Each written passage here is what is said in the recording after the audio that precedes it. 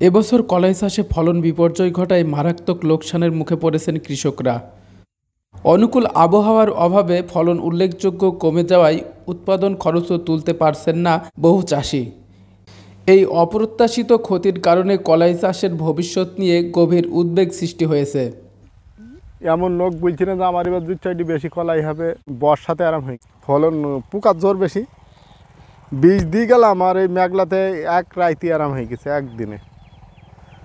তারপরে তোমার 2-1 দিনের ভুল ভেসে হবে তো কোভিডে দেখছো কী হয়ে গেছে, একটা ফলও ধরেনি। আর এবার আবহাওয়া ভালো না, কলাই তো এবার দাম হইতেই হবে।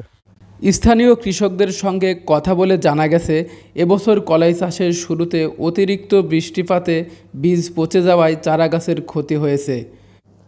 পরবর্তীতে যখন গাছের বৃদ্ধি ও ফল আসার সময় দীর্ঘ শুষ্ক আবহাওয়া ও প্রত্যাশিত শীতল তাপমাত্রার অভাব ফলন বিপর্যয়ের প্রধান কারণ হয়ে দাঁড়ায়। যে জমিতে গত বছর 7 থেকে 8 মণ কলাই হয়েছিল, এবছর সেই জমিতে ফলন নেমে এসেছে মাত্র 3 থেকে 4 মণে। জলবায়ু পরিবর্তনের প্রভাব এখন ডাল শস্যের মতো সংবেদন ফসলের উপর মারাত্মকভাবে পড়ছে। এই লোকসান কেবল কৃষকদের ব্যক্তিগত নয়, এটি দেশের সামগ্রিক ডালশস্য উৎপাদনেও প্রভাব ফেলবে, যার ফলে আগামী দিনে বাজারে কলাইয়ের দাম আরও বাড়তে পারে বলে আশঙ্কা করা হচ্ছে।